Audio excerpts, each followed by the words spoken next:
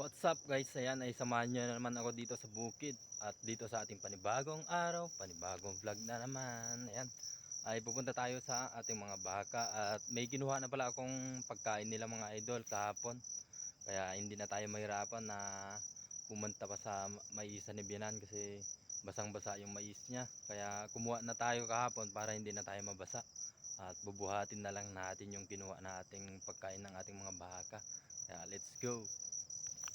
At nandito na nga pala tayo mga lods sa damo na kinuha natin kahapon. Ayan.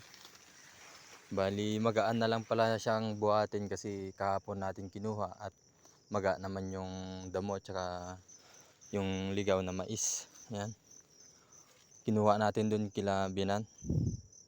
Ayan. Bali magaan na lang at bubuhatin na natin papunta dun sa ating mga baka. At ito na nga mga lods ay buhat-buhat na natin. At buti na nga lang ay magaan na yung binubuhat natin na damo. Ayan. And guys, kahit malayo pa yung ating mga baka ay okay lang kasi magaan naman yung binubuhat natin. At ayan na nga mga lods ay papalapit na tayo sa ating mga baka. At dito lang nga tayo dumadaan. Ayan. Ayun na yung baka natin. Ayan. Ayan na yung nakuha natin damo. And guys ay kumakain na yung ating baka. At bibigyan naman natin yung dalawang baka natin dun sa kabila. Ayan. Let's go. At ayan na nga mga lods ay naibigay na rin natin yung pagkain nila. Okay na. At dahil nga tapos na tayo sa ating mga baka, syempre pupuntahan naman natin yung ating kalabaw. At ayan na mga lods ay tatawid tayo dito sa ilog at hindi nga natin makita si Hawhaw. Kaya ayan ay tatawid na tayo para makita natin siya.